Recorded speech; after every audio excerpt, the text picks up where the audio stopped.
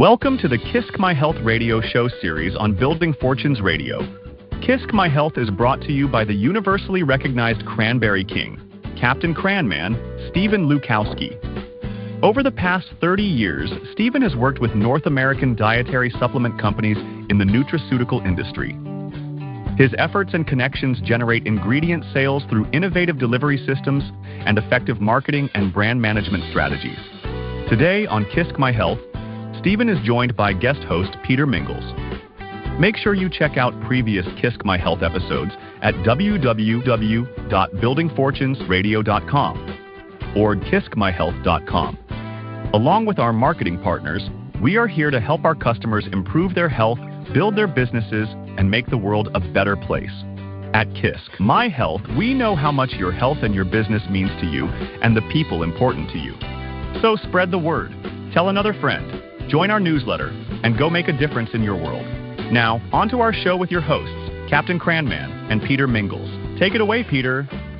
Hello, everyone. Peter Mingils here. You are listening to us on KISC My Health, a radio show that we post up on KISCMyHealth.com. For those people that aren't familiar with my voice, because you might hear for the first time, my name is Peter Mingils. We host this radio show. This is actually Stephen Lukawski's KISC My Health radio show. I'm kind of like a co-host here. And I always like to tell people how it got started, because one of the curious things about the title is the word KISC, K-I-S-C. So here's how it all started.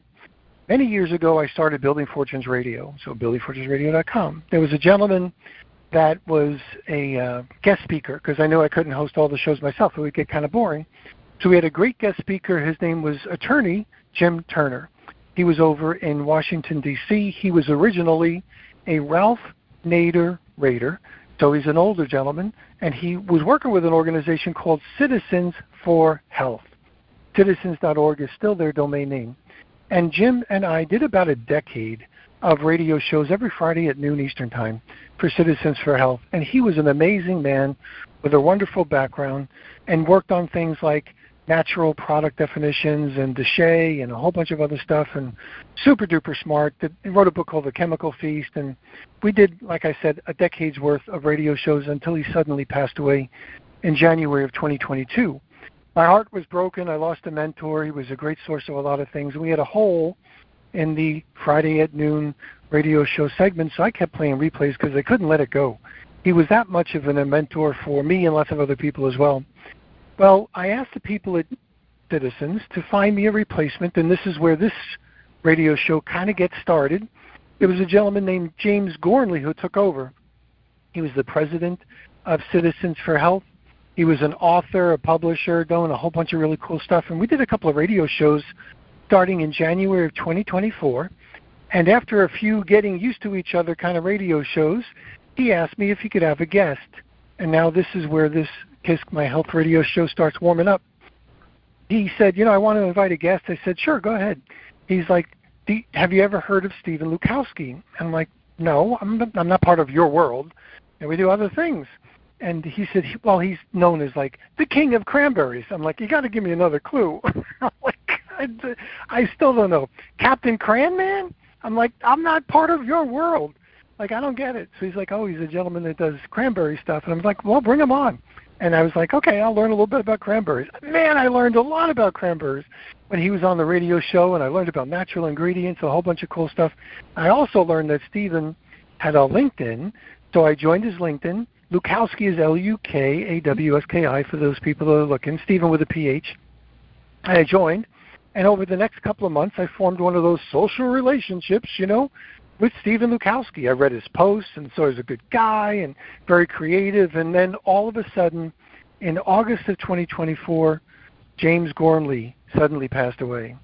So I did the right thing. I called people that I didn't, that I knew probably didn't know right away, and one of those people were Stephen.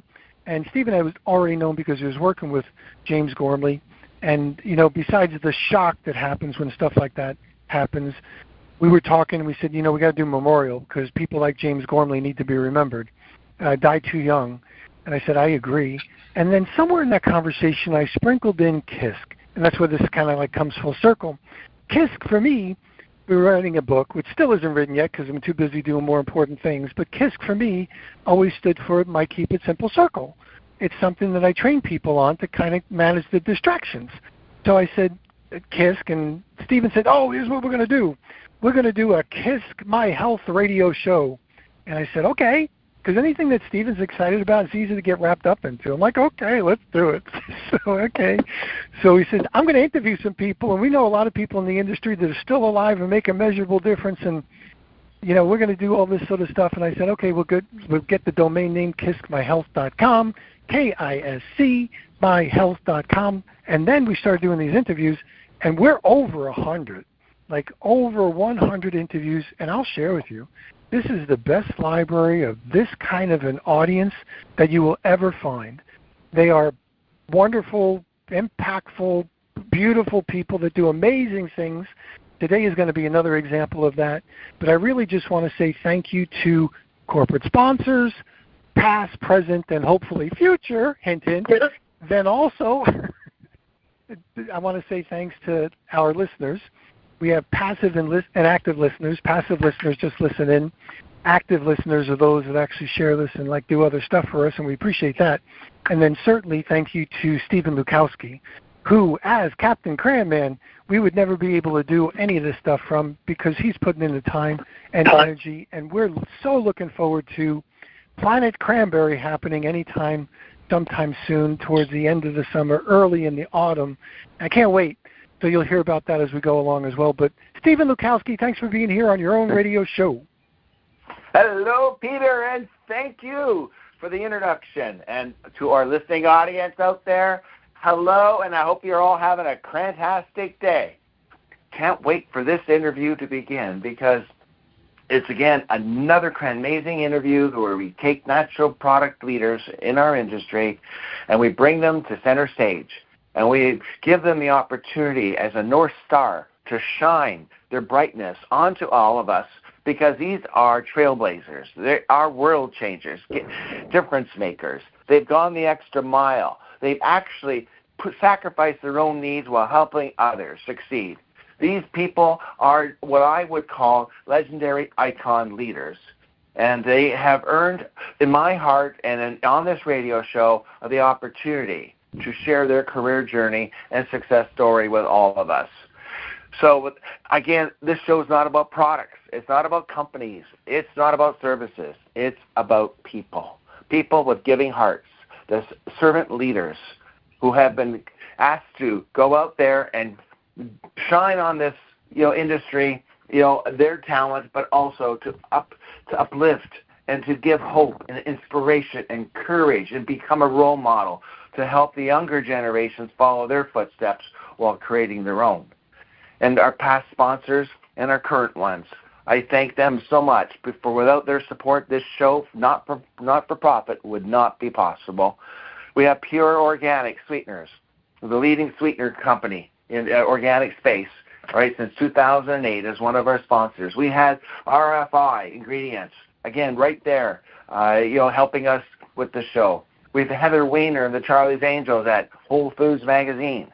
They've been there right from the beginning, promoting and sponsoring the show, allowing these natural product leaders, the 1 hour, 2 hours, whatever they give us of their time, to be able to share the rest of the world what they've accomplished and their achievements, their setbacks, their challenges, and how they overcame, whether personal or professional adversity issues. And so we thank Heather Weiner and the Whole Foods Magazine team, and we are ready to begin, Peter. So, but before I make the introduction of our next guest, let's break for a commercial. Here we go. You've been listening to the KISC My Health Radio Show on Building Fortunes Radio and the Humongous Radio Network. If you are interested in the world's best AI receptionist and AI business building platform, you will want to get your AI receptionist from humongous.com. Go to the specials page on humongous.com. That's YOUMONGUS.com/specials. Explore how small business owners and major corporations are using Humongous AI receptionists to do everything from answering incoming calls to scheduling appointments and even answering customer service questions. Your AI receptionist can do everything from making sure you never miss a call to texting reminders and follow-ups and even upgrading and closing more sales. Your AI receptionists will help you increase your productivity in just about everything. KISC My Health Radio suggests you have to check them out on the specials page on youmongus.com. That's youmongus.com/specials. You can make your world a better place and help others do the same with the AI receptionists at youmongus.com. Now, back to our KISC My Health Radio show. Take it away, Peter. And we are back. Peter Mingils here, and I am so happy that you were here, but I think I played the wrong commercial, so we're going to do the other one later. So we'll be back after that. So Stephen Lukawski, thanks for listening in, and thanks for being here, and thanks for kicking this off. Yeah. That's a great radio commercial. I love it. We have to talk It's a great radio commercial. It's a great radio commercial, but it was the wrong one. Yeah, about this AI. Because I don't have an AI assistant. I like to figure out how you have one. We will show you how. Well, in reference to what, not to get too distracted, but you will definitely make sure you have one when Planet Cranberry launches for sure. All right, great. Okay. Well, let's get right back to our show. Welcome back to our listeners. And let me share with you this Cran Extraordinary interview we're going to have. The interview we're taking place today is with Dana Buckman. Dana, welcome to the show, KISC My Health. Thank you, Stephen and Peter, for having me on your show. I've heard a few of your episodes from past guests, and it's such an honor to be on your show today. Well, thank you, Dana, for making the time, because we know how, you're in the world of probiotics, you're being pulled in so many different directions, and we thank you for the great work that you are doing in the natural product industry. For those who don't know who Dana is, Dana's built a distinguished career by applying more than 30 years of expertise in flow cytometry, from cancer and autoimmune research to the probiotic and microbiome industries. As a founder and CEO of Bioform Solutions, she's helped bridge the gap between clinical research and practical microbial applications, while advancing the use of flow cytometry as an alternative to traditional probiotic testing methods. She holds a dual bachelor's degree in biochemistry and molecular, cellular, and development biology from the University of Colorado, and previously served as a senior scientist with CancerVax, Arena Pharmaceuticals, and Pfizer, before founding Bioform Solutions. So, wow, I think, Peter, Dana is our first scientist on board in the natural product industry that we've interviewed. Wow. Well, we have had, let's see, we did have Christy from Amway. She was a that's formulator. right. Yeah. Well, maybe it was a food scientist, though. This is an actual scientist. Wow. Right. Oh. Yeah. So, Dana, I'm just gonna, let the industry know, that the show itself, we don't talk about products or services. We talk about people, and I just wanna find out more about who you are, what you've done.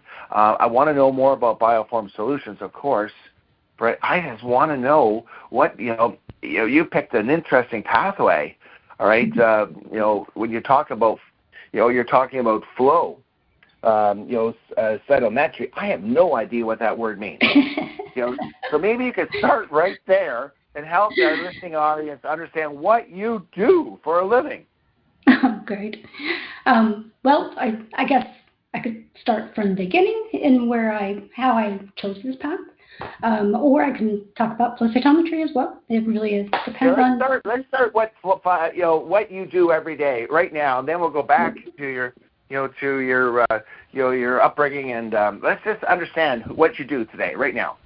Okay, so flow cytometry is the understanding of single cell. So it's a single cell analysis tool to help us understand what is happening within each cell. It uses lasers and dyes to look at the individual cells and try to understand everything that's happening inside of that cell. I began in this industry using flow cytometry to understand cancer cells within different models, and it moved into probiotics. Someone had asked me if I could look at the health of a probiotic using flow cytometry, and I thought, oh, I can easily do this. And boy, that changed my whole world. In the cancer research space, there's a lot of tools available, but in the microbiome world, the tools just aren't there. So we have to create them. So that's why I ended up starting Bioform Solutions back in 2014. We were called something else at the time and switched to in 2016 to Bioform Solutions. And we offer a service to manufacturers and different companies to understand the health of their probiotic. Are they surviving all the different pieces of the life cycle within the probiotic space? So does it survive fermentation? Does it survive packaging and processing? Or does it even survive the gut? So those are all different pieces, and we help manufacturers to understand what is happening to their particular probiotic. And we've recently gotten into strain selection. So we're doing droplet digital PCR, which looks at the individual strains within a product, and I can look at the health of each of those products as well. So it's just evolving new tools for this space. Okay. So can you identify? You can create authenticity, do authenticity testing on strains. So that's what we're doing now with the DDPCR, the droplet digital PCR. So it uses primers that can see each individual strain within a mix, and then I can count them, each individual strain, and I can look at the health of them. So it's very powerful. Okay, cool. All right, this is interesting because we had Purity IQ Delio on, right? Yeah, onto our show, and Delio, if you're listening out there, great job you're doing over there in Canada with Purity IQ. And the world of probiotics and beyond, in the world of botanicals. Right? Can you explain what they do versus what you do, so our listening audience can understand the difference? So they're looking at a lot of the contaminants within the probiotics. They're making sure that they're what they say they are. So they're doing a lot of identity as well. They don't do the health of the probiotic like we do. We use flow cytometry to look at the health. But they are looking for contaminants. They're making sure that the product itself is safe. Okay. So we all know no two strains are the same in the world of probiotics, right? And when it comes to women's health, let's just talk about that for a second. You know me, Captain Cran Man, trying to save the world one UTI at a time, right? but also going beyond that into the world of gut health and using Cranberry in that space. But is there one particular strain that you like in that area when it comes to women's health? Everyone's different. That's the one thing I've learned in this space is that we all have different microbiomes, and that develops early on in life. I'm an immunologist by training, and I always look at everything through the eyes of an immunologist. How do our immune system deal with these commensals? Are they going to keep them, which is the idea of the commensal, or are they going to kill them? So that was my question when I first got into this industry is why do we have to take probiotics every day? And the reason is that our immune system is going to kill what is not naturally in our body that's developed early on, or is it going to allow it to come in and do a job and get flushed out? So that's really our immune system trying to figure out good versus bad, and it develops early on in life. So really all of this comes down to finding out what your actual microbiome is versus someone else. We may take the same probiotic, but they're going to be different ones that are going to do different things for us because we may or may not have the ability to keep that in our body versus having it come in and get flushed out. So you're saying that, when we see these strains being promoted, what may work for one may not work for the other person? Absolutely. Yep. It's very personal. So even though they have clinical research and studies done on a group of people? Research study, absolutely. So the research studies, that's one thing I've learned in the cancer research space is everyone's going to react differently to a different drug. And now we're learning that the microbiome is very involved in all of that as well. Different bacteria are going to help break down the drugs differently. They're going to break down foods differently, which create a different environment so we can process the drugs and get rid of the different diseases. And that's really where my interest lies, is how do we help people to get a better response to the different drugs to make them healthier? Yeah, no, I just, being from Canada, and, it's funny, we look at our medical system in Canada versus the U.S., and, for me, I try to be proactive. I try to stay away from any pharmaceutical, all right, drugs.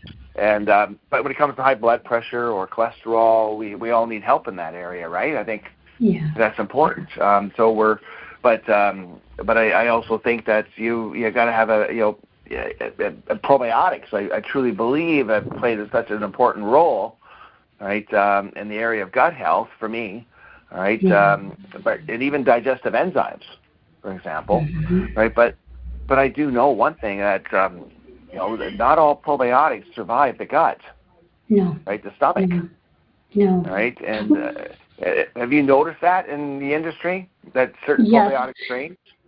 Yes, there's actually what they're calling a postbiotic is becoming very popular because they're finding that heat-killed probiotics actually can have, some of them can actually have the same health effect that a live cell has. And that has to do with there are different proteins on the surface or within the cell that binds receptors within the gut and can have the same health benefits that a live cell has. So postbiotics are dead cells, dead probiotics, and they can still have that health benefit. Isn't that interesting? I in the world of cranberry, I've explored. We've worked with Sabinza in the past. With cranberry as a prebiotic, as a food source.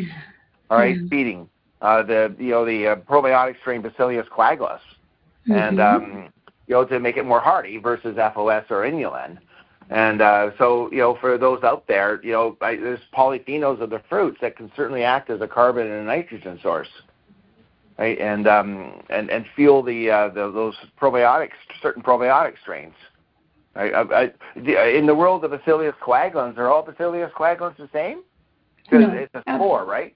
It is. It's a spore former, but there are a lot of different types of spores as well. And Bacillus coagulans is just down to the species level. There's also strains. So the strain level is what has the health benefit, and they're all different. Interesting. Yeah, my one friend, they have a patented time-release technology, Vantis Innovations out of Canada, and they've got patents around the world, for certain molecules, biomolecules, to provide a sustained release over 8 hours. And they've worked with probiotics, and they show us that a lot of strains don't survive, right? The gastric, and they need protected, right? Because there's a lot of probiotics out there that are being marketed that may not survive the stomach. Is this true? That is absolutely true. There's companies trying to find ways to keep them protected as much as they can so that they can survive the gut. And a lot of that has to do with how much do they have to overfill to make sure that they have enough at the end to do their job.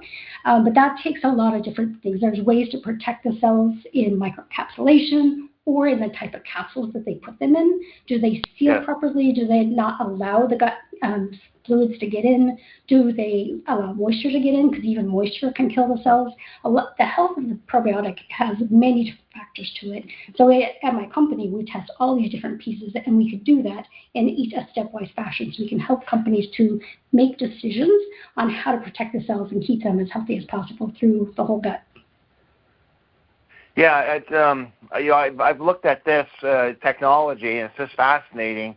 The cost per daily doses, I think it was less than 1 cent, versus the beadless and the caplet, the capsules out there, right? But I look at the technology to delivery, time-release delivery systems out there for probiotics. I think is going to be the next best thing out there.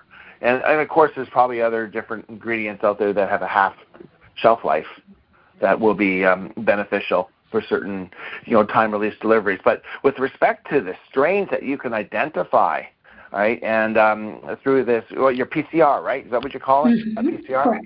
Correct.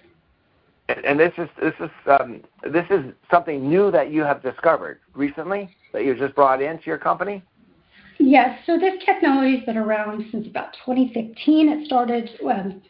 My knowledge of it started with DuPont back in 2015, but it wasn't a technology that was available for everyone. So 2 years ago, I invested in this technology because I find that getting down to the strain level is where we need to go. This is our future. Yeah. We need to know how many of a particular strain is in a mix and how many have survived. So I think this is our future. That's why I invested in it, so we can get down to the strain level. Yeah. Well, I'm going to ask you to help me, all right, with one of the strain, with your technology, what you have done, and working with the Cranberry, all right, and being able to bring out the best probiotic strain, even though it's not going to work for everybody. That's what you just said. Not every strain is going to work. Yep. All right, so it's really it's until you find something. So even though if I do research on the study of a particular probiotic strain in Cranberry, for example, it's great to have, but it validates, all right, that Cranberry does something, but it's not going to work for everyone out there. I think it's a matter of whether it's going to survive in the gut. So how long do we need to take it daily to be able to come in and break foods down? So that's what they're doing. They're breaking different things down in our body that we don't naturally have. So normally we have our natural commensals, which can be thrown off by antibiotics or different food that we eat. So when we need to replenish that, then we can come back in and feed it some natural probiotics from yogurts and things like that. But if we're having some health problem that we need some help with, we can take a probiotic that comes in and does a job and gets flushed out. So I think it's going to come down to personalized probiotics in the long run. But initially, someone asks me, which probiotic should I take? And I always tell them, take the one with the most strains in there, because at least one is going to come in there and do a job for you. They may not all come and repopulate your probiotics within your gut, but they may come in and do a job that you don't have something that can do. So taking one with the most strains, and that gives you the option of having something in there that's going to do a job you need. Yeah, and I find that fascinating, and you're right. You're an educator, facilitator also, and and we had we've had another guest on the other day, and he said that you want to have a product come out in the market. If you're going to put your name behind the company and you're going to build the company, you want to make sure that anybody in your family that you truly love, you want them to have this product. You want them to be able to take this product that you can trust and depend on. So that's great. Let's move now into Stephen, let's go back to where you're. Can I jump in? Can I jump in for one quick second? Because this conversation is very intriguing. So, Dana, how do these things get where they are originally? So, we're replacing them, as you're mentioning, and trying to figure out best ways to get them there. But how did these organisms or things get in your gut to start off with? Well, that comes in with childhood, actually within the mother. So you get your natural commensals, good bacteria, start with your mother. And then it depends on the type of birth that you have, whether it's a natural birth or C-section, that changes your microbiome as well, because where those bacteria are within your mother is going to be in your body developing. And even whether you breastfeed or get bottle fed, that will change your microbiome as well, because it's what you're being exposed to. They've shown studies that have shown people that grow up with animals versus sterile environments that are very, very cold, like up in the north, their microenvironments are very different. So they're going to have different bacteria growing in your body. And that early stage of development is going to tell the immune system what is allowed and what isn't. So that's where that microbiome is going to be so different depending on where you grew up and depending on the type of birth you have, what type of environment you have, whether it's with animals or not. It makes such a difference early on in life. So it's really individual. It depends on many, many aspects, even within the same family. Well, thank you. Good, Stephen. I just had to ask that question because I found this fascinating. Yeah, no, I'm fascinated by this whole topic area because Dana's coming right out with the gloves off, and saying, not all probiotics are going to work for you. All right, it's up to the individual, and there's certain probiotic strains that won't pass the stomach. They die off, right? And so the question is, for the consumer, right, which probiotic products can you trust out there? Exactly. At the end of the day. And that's another conversation, another show. All right, but because I want to know all about Dana and her life and how she got where she is today. Right? A star has been born in the probiotic industry, and I got to give gratitude to your parents, because if you were, they weren't there, you wouldn't be here, right? Exactly. So where were you born, and tell us a little bit what your childhood was like. Oh, great. So I was born in Colorado on a farm. My mom, I was thinking about that earlier. So I grew up with raising horses. So my mom, she raised Arabians. And so I grew up with riding horses, and my mom is a natural teacher, so she loved to teach horse riding lessons, and she also taught gymnastics, and she was a teacher in school. She taught music, and anything you could think of, she teaches. So I found that I'm actually a combination of both of my parents, which we all are. My mom is a natural teacher, and I love to teach. I didn't learn that until later in life, but I really love that. And my father was a trained accountant, so I'm really good with numbers, but he also became an entrepreneur. So I saw a lot of that coming in me as well. So it's really interesting to see how I've grown to be pieces of both of my parents and where I've come. But in growing up on a farm, I was always fascinated in the biology and how genetics can affect so many different things in life and how parenting and behavior. And it's just incredible. I had always wanted to be a doctor early on in life, and then I got introduced to genetics and immunology, and that really spurred where I moved to.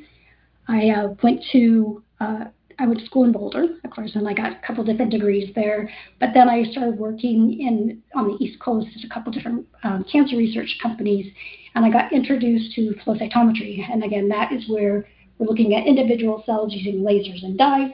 And I learned in Howard Shapiro's lab, who is known as the god of flow cytometry. He passed away a few years ago, but he's an incredibly brilliant man. And that's where I learned flow cytometry over 30 years ago. And that really expanded who I am and where I'm going. I did a lot of research in the cancer space, a bit of autoimmune disease, but in this space, I got laid off a few times because of big companies, small companies. They just changed where they're moving or their funding. And so in my last time at a company in 2011, I got laid off. And my husband had said, well, why don't you just go teach? You love teaching. So I had a friend that had an instrument, a flow cytometer, that was small, and I could put it in my car. So I would go teach with it, and it helped her because it gave a good name for the company, and it helped me because it helped me to be able to teach with it. But then someone asked me if I could do it for them because they didn't have the time and it was difficult, so I opened my own lab. So in 2012, I started a cancer research company, so I would do a lot of tumor work. So I would take these tumor models for different companies, and I'd find rare cells within the tumors that are changing based on a drug treatment. So that was very exciting for me because that's where I thought I always wanted to be, in helping in the cancer research space and helping to find the right treatments for different cancers. But then someone asked me if I could. Yeah, what was I here? Your dad is, your dad's an accountant. Your mom's, a math teacher. A teacher. My mom teaches English and music, and so she retired. Of course, she's she's almost 80 now. She turns 80 next year. My dad just turned 80 this year. So she's a teacher. She teaches English in school, but she also teaches music, and then she teaches, of course, all summer long. It's horseback riding, and she taught skiing all winter time. And so she works with a lot of disabled people. So she helps deaf and blind people ride horses. It's incredible, the therapy. She does a lot of therapy through horseback riding. No, I think it's amazing how you created your own pathway. Was there any scientists in the family before your mom, because your mom and dad are not? No, I'm the first scientist. Wow. So how did you know you wanted to be a scientist when you grew up? I've always known. Ever since I was little, I was just fascinated with how things work. It's just watching. I raised a lot of animals early on, and I watched the behavior I raised a lot of cats, a lot of horses. I had Himalayan cats that I would raise from birth. I would help them deliver, and I would sell them to other people who liked Himalayans. And so I would watch the mothers and their babies and seeing the behaviors. It was just fascinating to me. And of course, growing up on a farm, you see life and death all the way. So it always just amazed me how the body works and how the mind works in relation to it. Oh, absolutely. And you want to tell us a little bit about like your mom and dad growing up, the values that they taught you at an early age that you sort of brought into your own personal life and in your work career? Very interesting. My mom, they're both so different. And my mom, we never had much because we were growing up on a farm. We just did the best we could. But my parents split early on in life, and my dad always had more. So I lived with them at different points in my life. But it was just interesting to see the values I got from both of them. My father was always, you can always do better. You can always do better, which initially I was thinking, well, I am doing better. But it pushed me. It was great for me because it made me think that I can do more. No matter if I have 99% in the math class, it still wasn't good enough. I still could do more because he knew that I could push myself beyond what I initially thought I could do. So it was just fascinating to see that. And for my mom, she's just one of these social butterflies. Being a scientist, we're always in the lab, quiet, we don't talk to many people, little bits here and there. But when I started my own company, it was challenging for me to step out beyond that. But I realized I'm my mom's daughter. She could talk to anybody, so can I. So it really helps me to move into that space where I hadn't been as a scientist. So I think, again, being both parts of my parents helped me to be a successful entrepreneur. Yeah. Well, did you always want to be an entrepreneur? No, not at all. I never really saw myself being that way, but it comes from support. So after being in the biotech world for so many years and seeing the changes and being laid off so many times, my husband had said, well, why don't you start doing your own thing? And when I got that opportunity, I think it's just that support system that I had. I had some really great friends that I had seen that were doing amazing things in their lives, and they helped support me in doing what I was really good at. And I find if you're doing something you love, it's not work. You're really enjoying and sharing what you love with other people. Yes, that is so true. It's a privilege when you start looking at it from that attitude. Yeah. And that we're blessed to be able to go out there and change lives and help people live longer and healthier, and that we're contributing and making an impact with what we do. And I think working on your own allows you to be ambitious, creative, and be able to challenge yourself every day, because you have to be determined, you have to be disciplined. You have to have that true grit when you run your own business, because nothing gets done unless you get it done. Absolutely. Yeah. So you're the woman in the mirror. The only person you can fire is yourself. Right? Yep, absolutely. On there. So, but do you have any brothers or sisters? I have one sister, one natural sister, and she was a teacher also. She just retired this past year. She lives in Colorado. And I have had two half-brothers. I have one who's still with us and one who's not still with us. But yeah, they neither of them have been in science at all. They've taken their own paths. Yes. But that's the way it is. So are you living in Colorado or are you in San Diego? Good question. My lab's in San Diego. I started this so we've been in this space for about 5 years, and then we were in another space about 5 years before that. I've had a really great lab tech that's been with me. She's my lab manager. She's been with me 8 years, and I found that it's actually more disruptive by my being in the lab than my not being around. So I ended up just staying home and doing the data analysis at home, and I moved up to Northern California to try and build a house. And then COVID happened, and it shut everything down. So my husband and I were thinking, if we can both work from anywhere we want, first thing we thought is Hawaii, of course. And because of the time zone, we ended up deciding on Costa Rica. So 4.5 years ago, we moved to Costa Rica, and that's where I spend most of my time. I come back and forth for different meetings and for different things that are going on at the lab, but I spend, again, most of my time in Costa Rica. Peter, are you hearing this? Costa Rica is where she's living and working. What are we doing wrong? That is amazing. She mentioned that to me when we first started the radio show. What a wonderful place. It is. It's not for everyone. It's a very different environment, but I absolutely love it. I wake up in the morning and I got lucky. I found a place that's on the water. So I can go paddleboard with my dog to the islands. It's just an amazing way to start the day. And then I come back and I have my lab tech send me the data. I talk to customers. It's just such a beautiful life. Sounds like you're living the dream. Yes, absolutely. That's beautiful. And and your parents must be so proud of you, not to mention your sister. My mom actually comes and stays with me from January to March. So she comes because in Colorado, her job, she takes care of other people's farms when they go on vacation. Because how do you go on vacation if you have a head of cattle or sheep? So that's what she does throughout a lot of the season. And then January to March is her slow time, so she comes and stays with me in Costa Rica. Although this year we just bought a condo in Florida, so that way she could go stay from January to March there, because she's a social butterfly. She really needs to have people, and in Costa Rica, it's just us. And she doesn't speak Spanish, so it's very hard for her. So I think she's really excited to be staying in Florida. She called me last week saying she's ready to go. She's getting her car ready. I'm like, wait a minute, I haven't even signed the papers yet. She's so funny, such a social butterfly. Right. Wow, and you're looking after your mom too. That's wonderful. Yeah. Is your dad able to travel?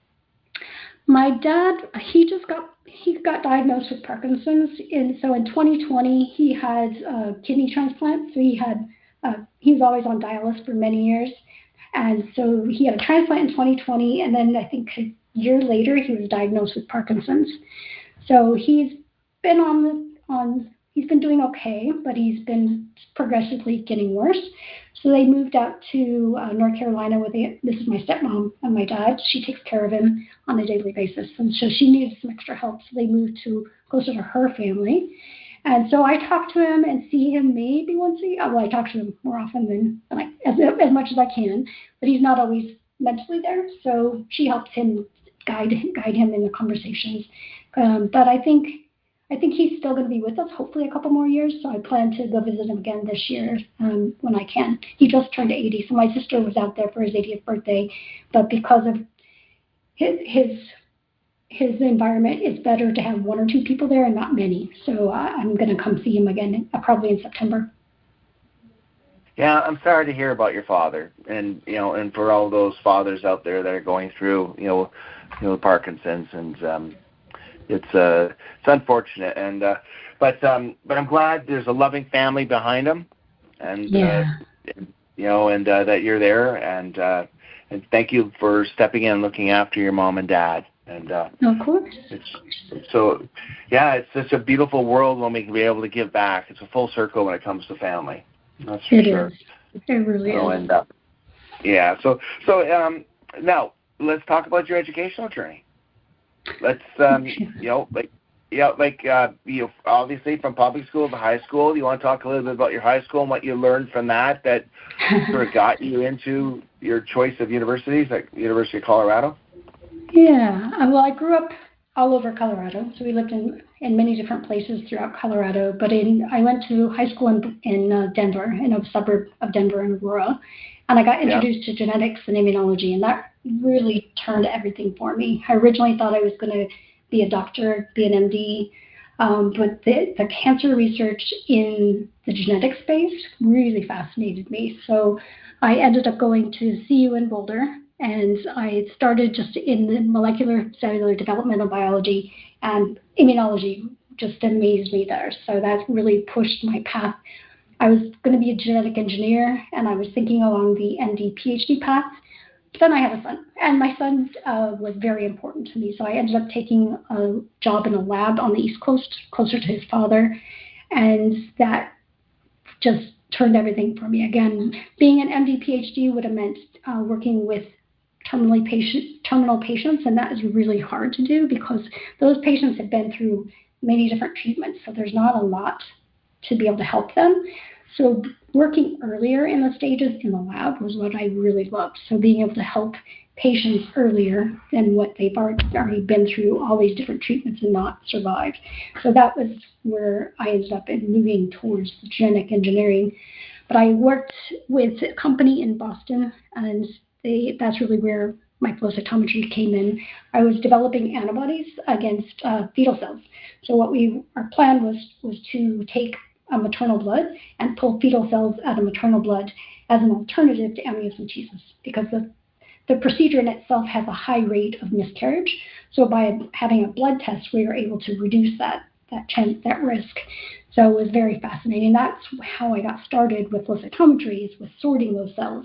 So I developed antibodies against these fetal cells, and then we pull them out of maternal blood by sorting them. So it was very interesting. And then looking at them under the microscopes, I did a lot of work in the dark fluorescent microscopy. So it was just very fascinating. But that's really where my path came, and it started with the early understanding of how genes can affect everything, but it's a combination of genes and environment. So that's really where a lot of my path moved, seeing how we can change the treatments for patients. So every patient is different. They're even within the same group.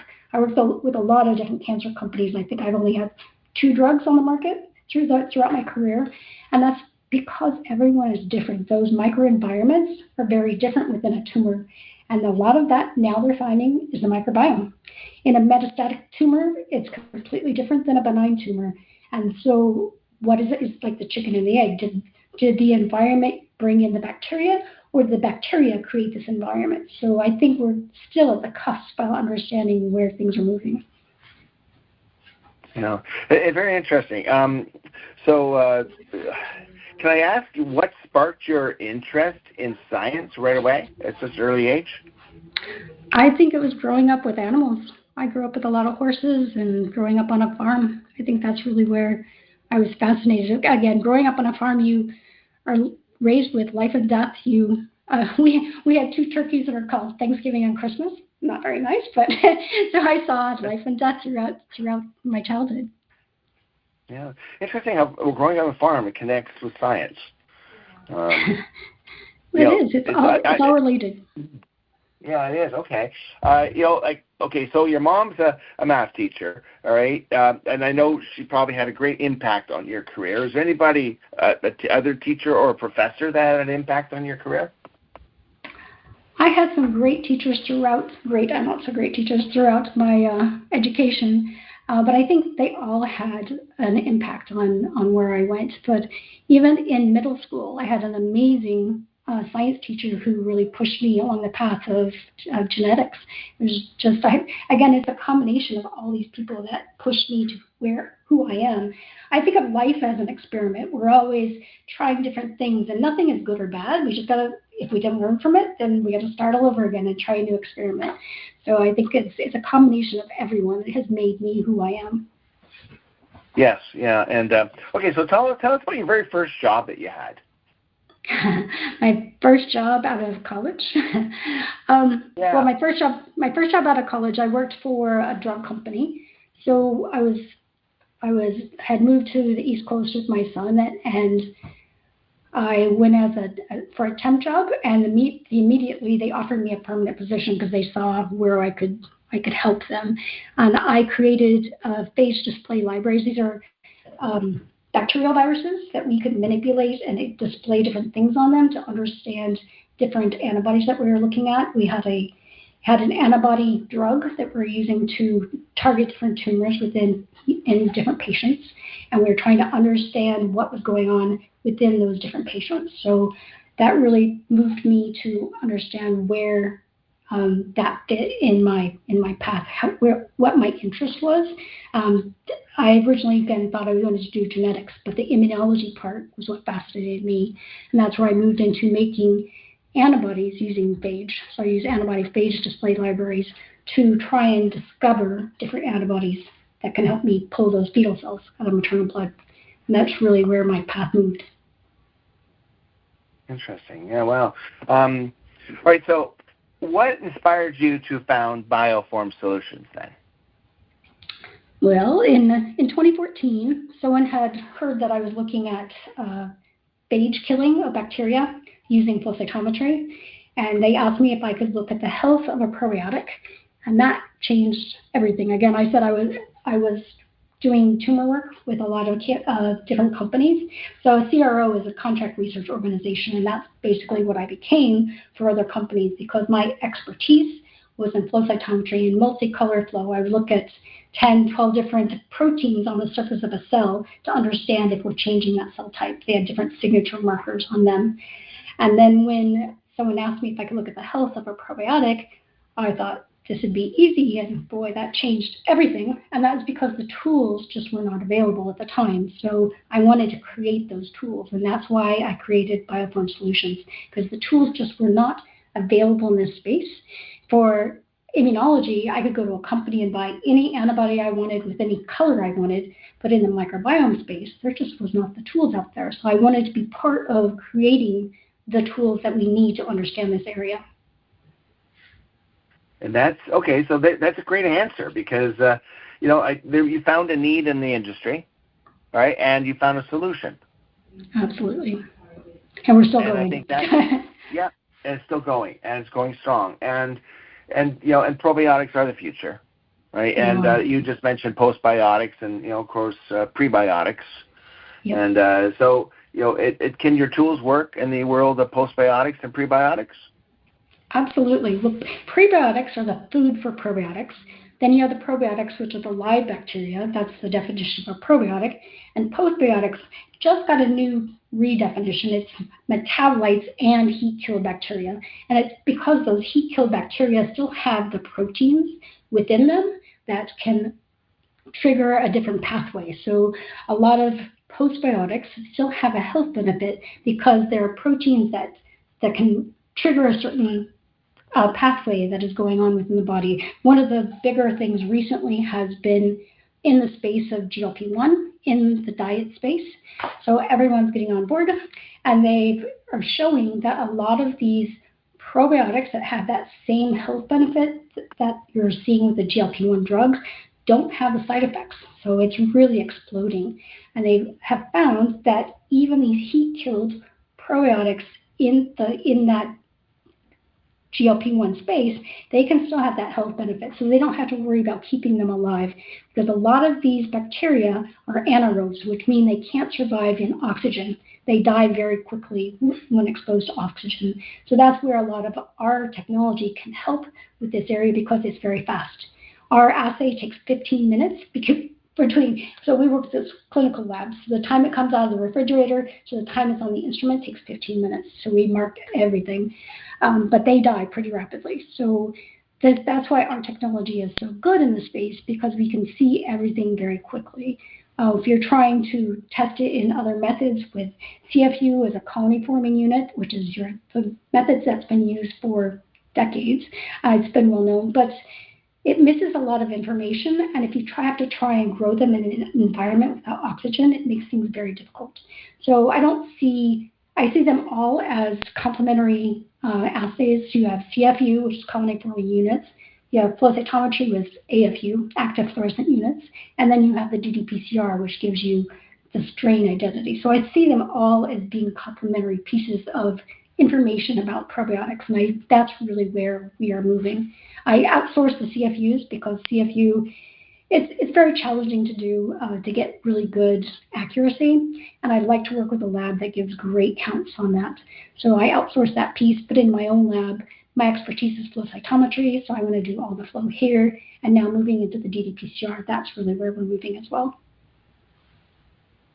Interesting. Wow. Okay, so now let's talk about something that I find very well. Let's go back a little bit. You said that you basically find out that they're healthy to begin with. These strains. You have it through your testing, right? How can you protect these strains then? What's the next step? Do you have tools in place to help protect them? So I don't in my lab. So I test. I help companies to figure out what they need to do. So we can do spike testing. I can take ingredients and put bacteria in different things and check them and see which one's affecting their health. I can help companies to pick the right capsule to make sure that they're protecting them all the way through the gut. I can help companies see if they're surviving stomach acid. I can do many different pieces, but we only do the testing in my lab. We don't do those extra parts. Those come from the companies themselves. Yeah, well, you are actually protecting the probiotic industry as a whole here with your technology. I'm trying to. And it's all about accountability as well. So we really want to help make companies accountable so that customers can feel confident in what they're buying. Yeah. No, this is great because it complements what Purity IQ is doing too, right? Absolutely. And I know that they're making headway, and so are you. And I think the companies the good companies, the good actors, the good players, right? Yeah. Right? Yeah. They're the ones that wanted to partner with you, and the other ones, they know, all right, that you can call them out, right, with your technology. Yes. I think that's really where we're moving, to make sure, especially down to the strain level, instead of overfilling with a cheap probiotic, they're going to actually need to show that they have all the probiotics in there that they claim is there. Good. You can help me select the strain, all right, to go with the cranberry, for Planet Cranberry then. Mm-hmm. That's what we're going to do. Because I want a product that's efficacious, safe, pure, authentic, and consistent. Right? And but we know that not everyone is going to react the same way. Yes. But at least we know at the start we have efficacy. Yes. And I think that's important. All right. And now, what do you feel about as the time of manufacturing, all right, versus when it comes to stability here?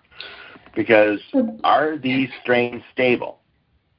So that really depends. So that's what they say on most packages of a probiotic. They say at time of manufacture, they put in a certain amount of live bacteria, and that's what they used to only be able to do.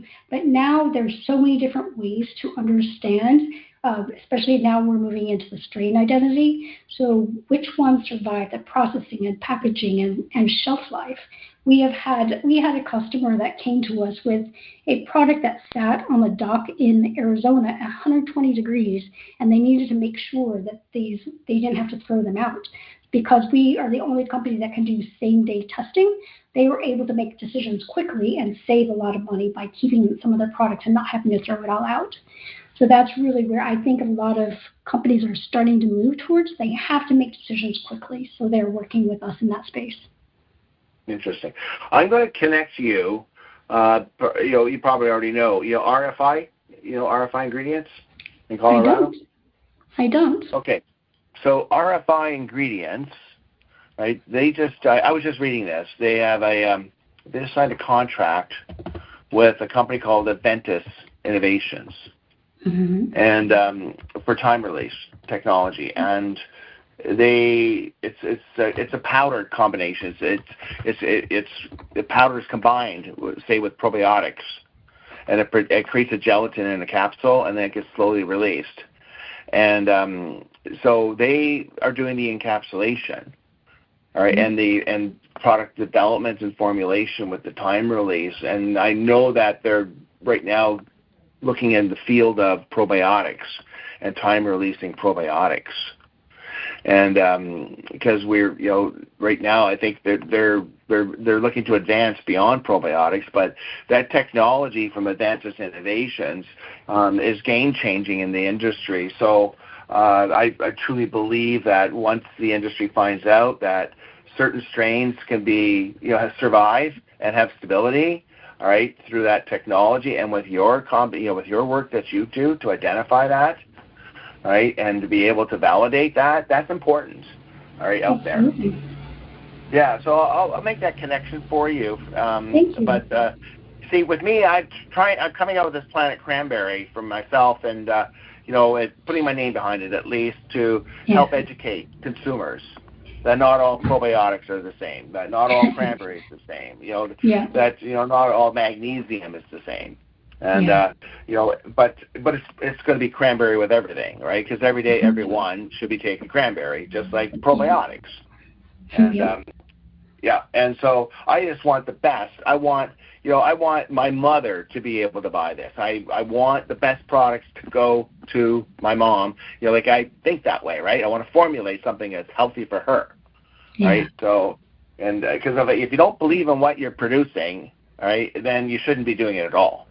Absolutely. At the end of the day, there. So, so let's look at innovation and leadership. Well, actually, before we do that, Peter, maybe we'll just break for a quick commercial, then we'll come back to Dana here on innovation and leadership.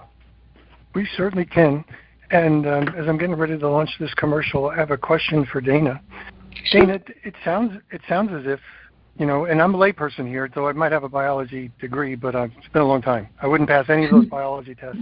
It's been a long time.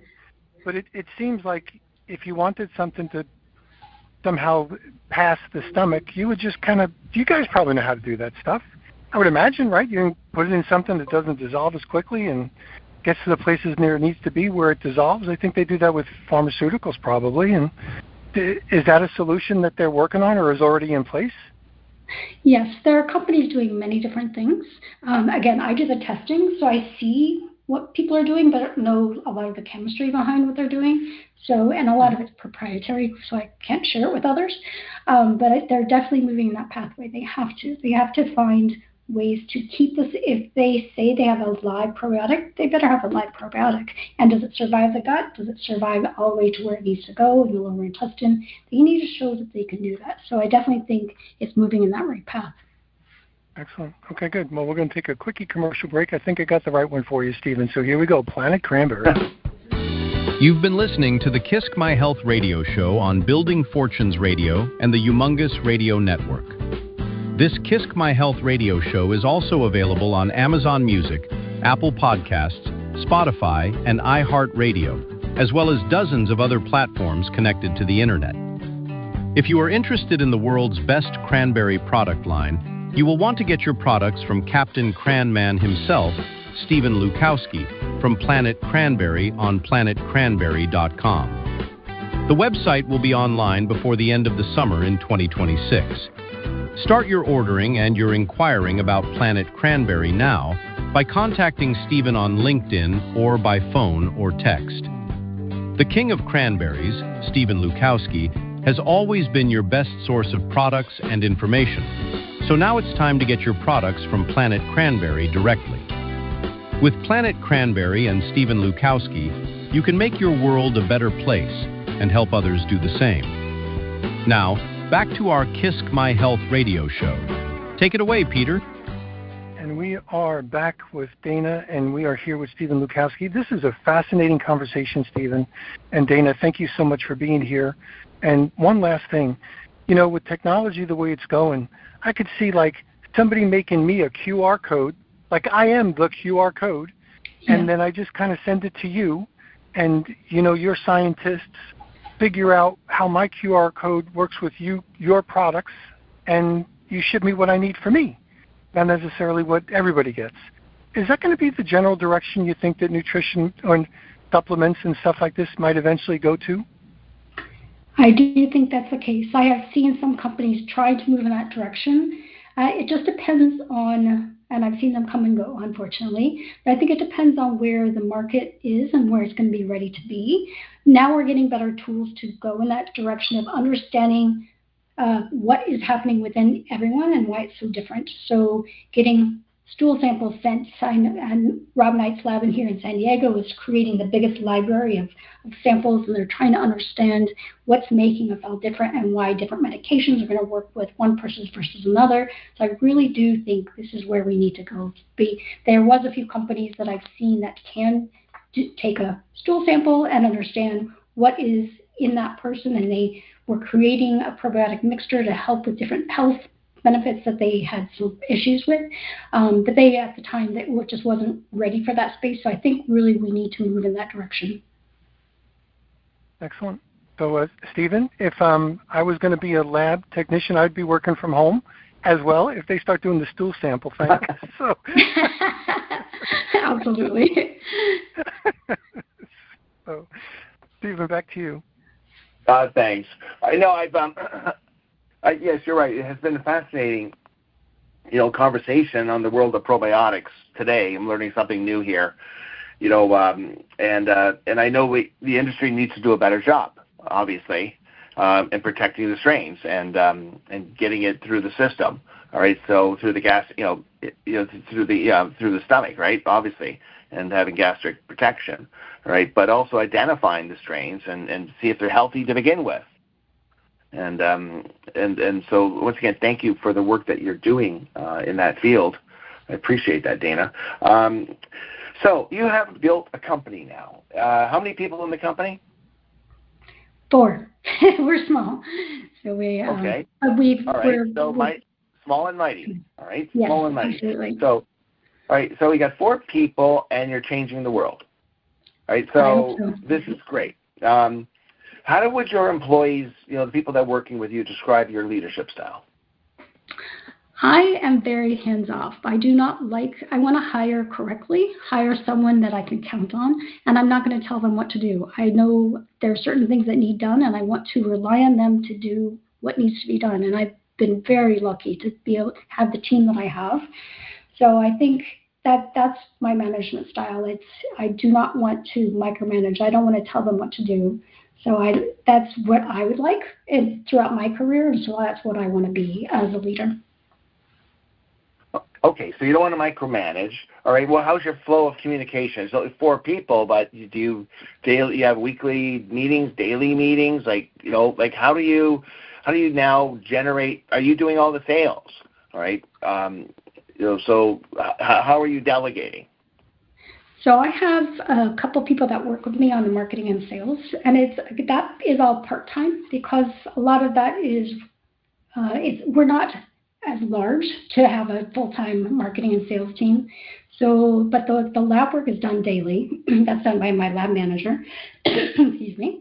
And because I live in Costa Rica, we communicate daily. Like I said, in Costa Rica, we're either 1 or 2 hour time difference.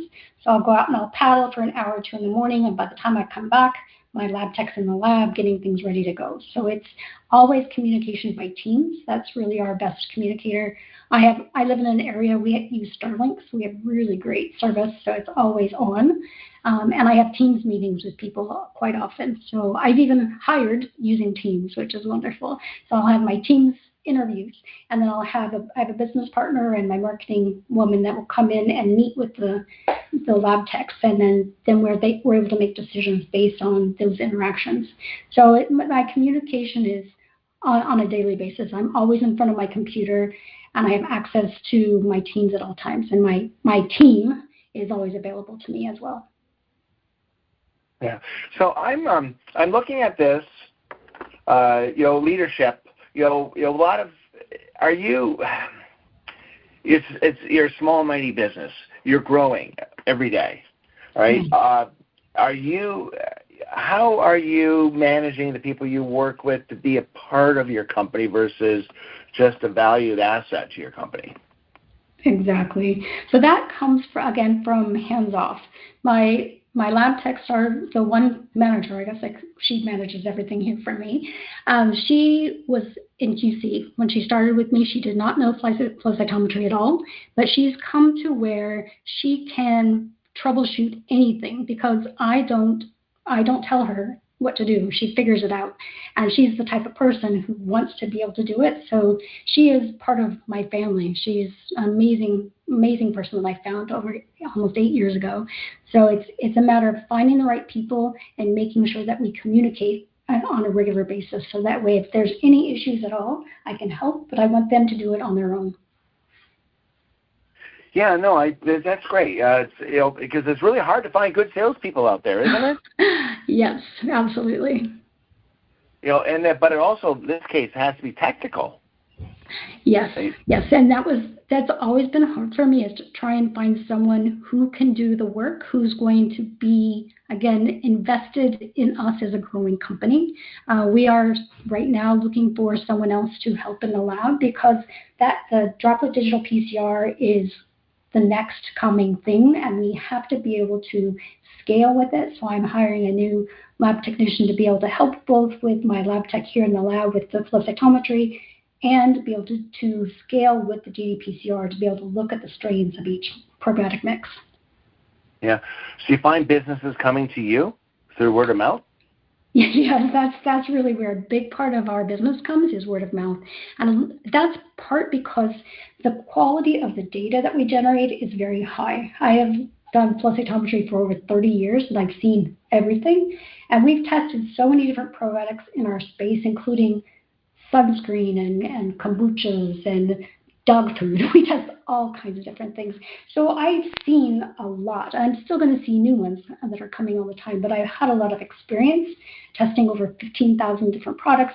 And so it's easy for me to see those things. So that's why we continue to get return business and a lot of word of mouth referrals, because we have really good quality data, and the communication and the time is very fast. The turnaround time, again, is same day, 24 or 48 hours. All right. So let's look at accomplishments. Looking back over your career so far, because your best years are still yet to come, right? Yes. What accomplishments makes you the most proudest at this point? Good question. I think creating my own business has been a big accomplishment, and that comes from the people around me. So I don't know, what am I proud of? Everything. But that's because of, again, it's not just me. It's from all the people that have supported me and helped me along the way. And my teachers and guides, they've made me who I am. So I think creating this position, this job and this space to help in the industry has been a big part, and it's still growing, and I see it just developing more and more along this space. So yeah, is that my best accomplishment? I don't know. Again, there's more things to come. Yes, absolutely. What has been your biggest professional challenge so far? Biggest professional challenge? I think it's been in the industry. You hire on at different companies for different with different challenges they have. And I've been laid off 6 times during my career, and dealing with those changes. And now I understand it. As a business owner, you have to roll with where things are moving, where the funding's coming from. And I understand that. So that really was challenging early on, is trying to understand why they would shut down a program that we've done so much great work for. But again, a lot of that is coming from funding. So my goal with my company is to keep things very lean. I do not want to spend a lot of money, because I want to grow the company and not see it fail because we spent poorly. Yeah, no, that's smart. That's smart business too. It's called controlled growth, right? And so was there ever a time that you questioned what you were going to do, like your career path, your choices that you made? I don't think so. Everything comes to me. I mean, I've been very lucky in life, I guess. So it's just we're all given different opportunities. It's just taking them, and it's been the people around me that have supported me to make the right decisions. But again, I think life is one big experiment. We try this and we try that. Sometimes it works, sometimes it doesn't. Whether we learn from it or not, we may have to redo an experiment. But I think it's just an ongoing experiment in life. So I think. It's continuing, which is great. It's better than the other option. Yeah. It's how rewarding has it been? To see your work influence the probiotic industry. It's been very exciting. So just seeing where we've come, early on in the space, people had no idea what flow cytometry was. So a lot of what I did was educate. And even with the FDA, tried to educate them that they were originally requiring milligrams for a biological. It didn't make any sense. They needed a functional biological assay. So it's just been a growing experience, learning and seeing where everyone is moving towards. So it's exciting to see that we are educating consumers, companies, and even in the government space, trying to help them to make the right decisions along the way. Yeah. Did you ever, we talked maybe briefly about it in the past, but when it comes to mentorship, has there been an influential mentor in your career? Not one particular one. There's always many people that have been in my life. I've had a very good friend of mine that I'm actually staying with here when I'm here in San Diego. She's been very influential in my business. She helped me early on in, again, being a scientist. I wasn't big on marketing and sales, and that's her expertise. She's the best sales and marketing person I've ever known in my life, and she helped me early on into understanding what people wanted, what they wanted to see. She helped me set up vendor tables, and so she was amazing in that space, and she's actually helping me now in some marketing and sales, even though she's doing other things and just had a baby. She's an incredible person, so she's definitely someone I look up to, and she's always been a mentor for me. Good. And what advice would you give some young scientists out there seeking a mentor? Find what makes you happy. We all work every day, and we can't look at it as making money. I know we all have to pay our bills, but it's if you do what you love, then it ends up not being work, and you will do so much better if you are happy every day. If you come home and are miserable from a job, it's going to hurt everything in your life and everyone around you. So you got to really be happy in what you do on a daily basis. It's not always going to be great, but you got to definitely move towards that direction. Yeah. So what skills do you think the next generation of scientists must develop to be successful? The big one I find is attention to detail, and I know that's not one particular skill set, but it encompasses everything. So in our space, we're looking at billions of cells per microliter.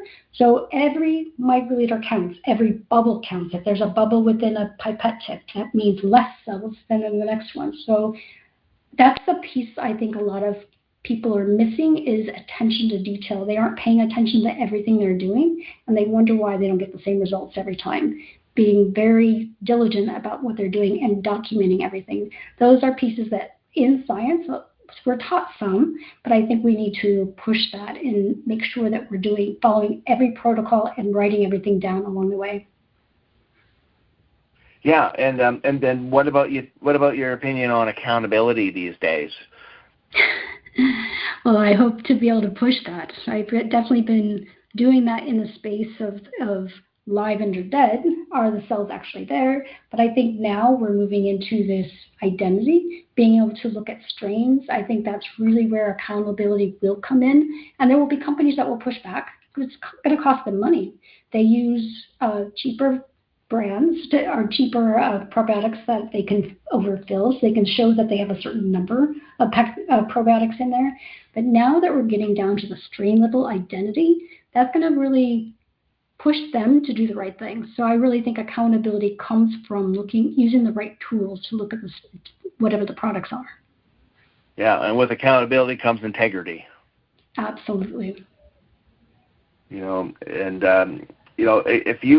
you ever come across a situation where company A finds out, the results of your work and still moves forward? I don't see that side of it. So I've seen companies find that a product is not as healthy as they want, and I've helped them figure out why. So that's the companies I work with. I've seen them only move forward and try and make a better product. But that's just from what I see. Well, obviously you've seen both sides of them. I'm sure.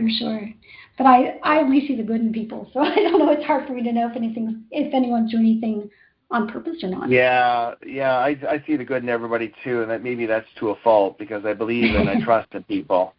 Yeah. In my years, I could write a book on that by itself. Yeah.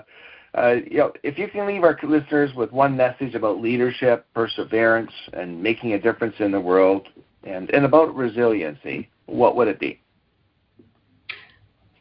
I think that life is really short. We only have a short time on Earth, on this planet, and we just need to be as positive in life as we can be. So every day we We should wake up and be happy that we actually woke up, because every day could be our last. And I know that sounds negative, but it changed a lot of things in my life when I was around someone who could have died every day. She had cystic fibrosis, so every day could have been her last. But she was super positive and amazing. So that to me changed a lot of things for me, seeing that someone who had this possibility of dying every day, she still woke up every day and was super amazed with life and super positive. That really, to me, is very important in being able to do anything in life. How do you start your day? Be appreciative of all the things around you, including being able to wake up and get up. So I think that I think is something a lot of people don't pay attention to, and I think that's important. They should.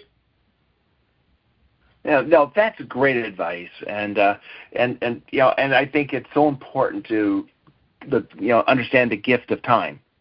You can't get back, right? And the heartbeat. Time is the only thing we have. Time is the only commodity we have, and who we choose to be with is up to us. Yeah, and that's why I always say, be around people that build you up, help you, guide you, or have a positive outlook, like your friend, and be around those that inspire you to become a better person, challenge you, and to get out of your comfort zone, and and maybe those you can count them on your hand at the end of your life, but it's better than none at all, because I've seen so many people just they hang around negative people. They let other people control their emotions, and self-confidence seems to be an issue for a lot of people out there today. Great advice that you're giving. So let's have a bonus round here. Dana, you want to join me with a bonus round of questions? Sure. Okay. So, if time permits, and you could finish with these quick questions, all right? So, coffee or tea? Coffee. Beach or mountains? Beach. Your favorite book? That's a tough one. I like a combination of detective story and science fiction. I'm a big sci-fi fan, but I don't think there's a favorite. Depends what mood you're in, right? Yeah, exactly.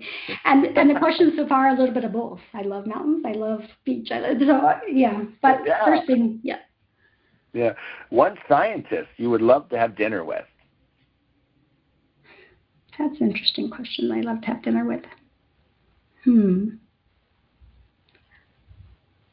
I don't know. That stumped me. I have to think about that. Okay. And one word that best describes your leadership style? Trusting. Hands off. Trusting my people. Okay. And what's one thing people would be surprised to learn about you? Surprised to learn about me? Well, I think I've given up all my secrets here. I handmake jewelry. So I'm a scientist, so I love patterns and pattern repetition. So I wire weave jewelry with crystals. Oh, wow. So we started a business with my son years ago to set up a crystal store, and then COVID happened and shut everything down. So I still do a bit of the jewelry, and my son still does a bit of the crystals, but that's something different I do. And what does success mean to you today? Having great people around me, having people I can trust. That's very amazing. I've had some great people to learn from, and that's really where I want to continue going. And where do you see the probiotic industry, 5 years from now? I think we're really going to become much more personalized. We have to move in the area of understanding how we are all so different and how we can. There's no one size fits all. We need to find a probiotic that's going to work for some and not others, but it's going to come from learning and understanding how they're broken down differently on the different patients and how we can make things work better. And if you were 18 years of age again, your younger self, what advice would you give yourself? Always wake up every day with a positive attitude, knowing that things are going to move in the right direction and you're always learning. Yes, we call it new beginnings. No 2 days the same. Yes. That's always a great different. attitude to have. Yeah. Right? To be able to wake up and smell the roses, right? Absolutely. And be able to go out there and be given the gift of life to change the world in a positive way. And we all know that all starts by being kind to others. Absolutely. Yeah. So, any last word for our listeners? I think just wake up every day, smile, and be grateful for what you have and the people around you. Yeah. It's well, I want to say thank you to your mom and dad for the exceptional human beings for what they've raised you and brought you into this world, and you are a shining North Star. I'm certain that they are very, very proud of you and what you've accomplished. Yeah. And you've done them proud, and you've done our industry proud. You've made a significant contribution, and this is how your story only begins. Yeah. So I just can't wait to see how your next 5 years of your career and what you're accomplished. We're so lucky to have you. Well, thank you for having me. So honored. Oh, you're welcome. You're such a beautiful gift to this world. Thank you. Right? And Peter, anything you would like to finish up with? No, this has been an amazing personal interview as well as professional interview as well. So I've learned a lot, have more questions than I started with, and we have to have her back. We have to have her back. Now, Dana, I've been a warm environment guy, and I've been a cold environment guy. I grew up in the cold, and now I live in the warm. Yeah. I get negative when I have to put on socks. Me too. Same way. I am. I'm shivering all the time. I'm in San Diego, and it's in the 60s and 70s, and I'm shivering. Oh. So, Stephen, this has been a wonderful interview. And we have to learn more about her and some of the different things that she's got. And I hope she's got a podcast or newsletter or website that we can go search and maybe even ask some questions, because she's raised a lot of really great questions, and there's so many other things we'd love to ask her. So great job, Stephen. Thank you, Dana. Oh, and thank you. We'll wrap it up. So, Stephen, I'll let you wrap it up. Yeah, and to our listeners out there, I hope you enjoyed this amazing, fantastic interview live from KISC My Health Radio. And as Dana said, wake up each day, thank the Lord, for the gift of life, and go out there and enjoy the precious moments that time has given you, and go out there and help others make a difference by being kind and good. That's a great way to start the day. Thank you so much for everyone listening today. Thank you, Stephen. Thank you, Dana. Here we go.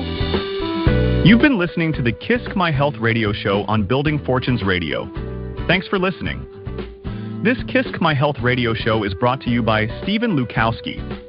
Stephen is known as the Cranberry King, universally known as Captain Cran Man. Stephen has over 30 years of experience working with manufacturers and marketers of dietary supplements and natural ingredients to make this world a healthier and a better place. You can check out Stephen Lukawski on LinkedIn and on the KISCMyHealth.com website. We are glad you listened in. Spread the word and check out previous KISC My Health Radio episodes. Bye for now. It's been our privilege to have you listen in. At Building Fortunes Radio, we wish you the success you deserve and are willing to work for. Now go make the world a better place.